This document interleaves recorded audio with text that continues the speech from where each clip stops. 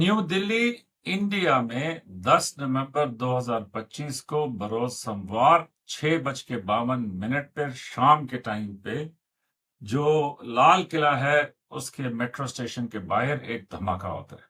और उससे अगले ही दिन 11 नवंबर मंगल के रोज तकरीबन दिन 12:40 पर इस्लामाबाद में डिस्ट्रिक्ट जुडिशियल कॉम्प्लेक्स के सामने धमाका होता है। जो पाकिस्तान में धमाका हुआ उसमें 12 लोग शहीद हो गए और तकरीबन 30 के करीब जख्मी, जिनमें से 4 से 5 जो हैं वो शदीद जख्मी हैं। और जो इस्लामाबाद की सिक्योरिटी फोर्सेस हैं उनके एनालिसिस के मुताबिक ये खुदकुश हमला था। हुकूमत पाकिस्तान ने इस हमले का बराह रास्त जिम्मेदार इंडिया को ठहराया है और हुकूमत पाकिस्तान का ये मौकफ है कि जो इंडियन प्रॉक्सीज हैं कि जो अफगानिस्तान के थ्रू ऑपरेट कर रही हैं और इंडिया जो है वो रियासती दहशतगर्दी के जरिए मतलब पाकिस्तान के अंदर अमन अमान को तबाह करने की कोशिश कर रहा है। पाकिस्तान के वजीर दिफा ख्वाजा आसिफ ने इसको एक अलार्मिंग सिचुएशन करार दिया है और उन्होंने कहा कि पाकिस्तान जो है वो हालत जंग में है और पूरी की पूरी कौम को इस दहशतगर्दी के खिलाफ यकजा इकट्ठा होना होगा। अगरचे इस धमाके की जिम्मेदारी किसी ने कबूल नहीं की, लेकिन पाकिस्तान के जो तहरीक तालिबान पाकिस्तान है उनका एक ग्रुप जो उनसे अलहदा हुआ था जिसका नाम जमात उल अहरार है, उन्होंने पहले तो इसकी जिम्मेदारी कबूल की लेकिन बाद में इनकार कर दिया। और इंडिया की जो वजारत खारजा है उसने पाकिस्तान के इल्जाम को मुस्तरद किया। जो इंडिया में धमाका हुआ उसमें 13 लोग मारे गए और कई जख्मी हो गए। और वहां पे जो उनके होम मिनिस्टर हैं होम अफेयर्स के अमित शाह साहब, उन्होंने ये कहा कि जी हम इस धमाके के जिम्मेदारों को ढूंढ के रहेंगे। और जो दिल्ली की पुलिस है उसने इस पे दहशतगर्दी का कानून लगाया और ये जो तफ्तीश है वो नेशनल इन्वेस्टिगेशन एजेंसी को दे दी। लेकिन जो दिल्ली में होने वाला धमाका है उसकी जिम्मेदारी किसी ने कबूल नहीं की।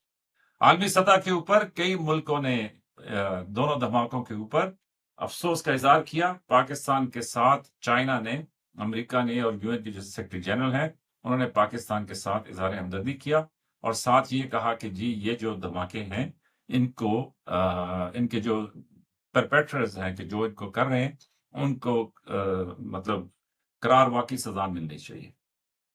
अब देखें ये इंडिया में दूसरी तरफ आपको मालूम होगा कि वो बिहार के इलेक्शंस हैं कि जो मोदी सरकार के लिए बड़े अहम हैं। फिर ये भी एक वहां पे नैरेटिव इंडिया पाकिस्तान दोनों में चलता है कि जी जो बीजेपी की हुकूमत है वो एक पॉलिटिकल माइलेज हासिल करने के लिए मतलब हैरत अंगेज तौर पे कि जब भी कोई बड़ी पॉलिटिकल एक्टिविटी हो रही होती है तो उस दौरान इसी तरह का कोई ना कोई धमाका या कोई ना कोई तकरीबी कार्रवाई जो है वो हो जाती है। और उसका जो एक हल्का ओपिनियन रखता है वो ये कहते हैं कि उसका बराह रास्त फायदा जो है वो मोदी सरकार को मिलता है।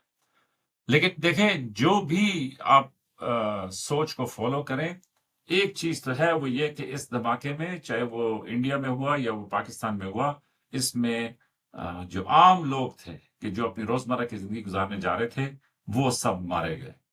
दूसरी तरफ पाकिस्तान की हुकूमत जो है वो बहुत क्लियर मौकफ अपना चुकी है और वो मौकफ ये है कि अगर अफगानिस्तान ने इंडिया की स्पॉन्सरशिप के ऊपर जो दहशतगर्दी पाकिस्तान में जारी रखे हुए है कि अगर इस दहशतगर्दी को उसने उसका कोई वाज़ेह सद्देबाब ना किया तो हुकूमत पाकिस्तान जो है वो आखिरी हद तक जाने पर मजबूर होगी।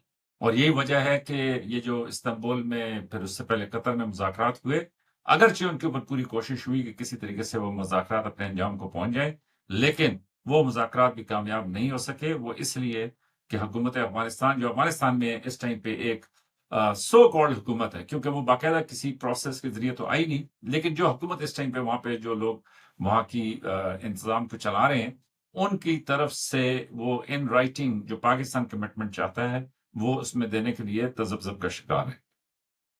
लेकिन इस सब में हम सब के लिए क्या है? तो मेरे अपनी समझ के मुताबिक पाकिस्तान में बहुत सारी दुनिया है कि जो कहती है कि जी मार नहीं प्यार, और वो मतलब जो अपनी उसके अंदर करते हैं वो कहते हैं कि जी इनसे बैठ के बातचीत की जाए, कोई रास्ता निकाला जाए, सब कुछ।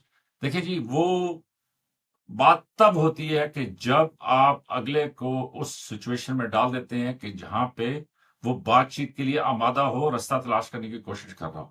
تو یہ تو نہیں ہے کہ جی بات چیت کا رستہ بند کر دینا چاہیے، لیکن ان دہشت گردوں کے خلاف جب تک آپ جڑ کر نہیں لڑیں گے تب تک کوئی ایسی صورتحال پیدا نہیں ہوگی کہ جس میں یہ پیار سے مان جائیں گے، کیونکہ اس کے بیچ میں بہت سارے مسائل ہیں.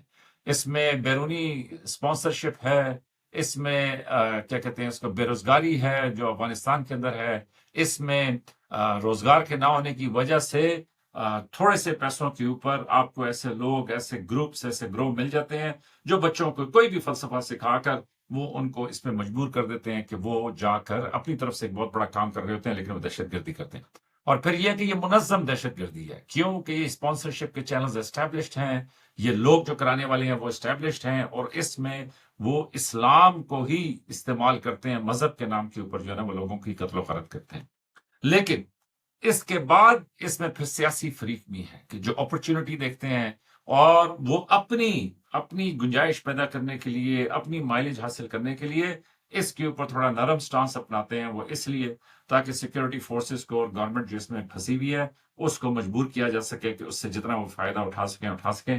یہ اسی طرح آپ سمجھ لیں کہ ایک بندہ K2 چڑھ رہا ہو اور اس نے سارا سامان اٹھایا ہو، اور ایک بندہ جو ہے وہ رستے میں اس کے ساتھ جو ہے نا نیگوشیٹ کرنے کی کوشش کر رہا ہو کہ دیکھو مجھے بھی کوئی فائدہ دے دو، مجھے بھی کوئی چیزیں دے دو. تو یہ وہ والی سچویشن ہے کہ جس میں لوگ اپنے لیے بینیفٹ حاصل کرنے کی کوشش کرتے ہیں. تو بہرحال یہ جو پاکستان میں ایک بڑا اچھا وقت آ گیا تھا کہ جب یہ دہشت گردی کاروائیاں سب کچھ بڑی کنٹرول میں تھی، لیکن اب پھر سے یہ افریت جو ہے وہ سر اٹھا رہا ہے، اور اس میں میری سمجھ کے مطابق ہمیں اپنی سیکیورٹی فورسز کی بھرپور مدد کرنے کی ضرورت ہے. اور میں یہ بھی سمجھتا ہوں کہ سیکیورٹی فورسز کو چاہیے کہ وہ باقاعدہ اپیل کیا کریں، جس میں لوگوں سے پوچھیں کہ اگر کوئی چیز دیکھی ہے، کوئی انفارمیشن آپ کے پاس ہے تو وہ ضرور پہنچائیں، تاکہ ہم سب مل کے دہشت گردی کی اس لہر کو جو ہے وہ توڑ سکیں.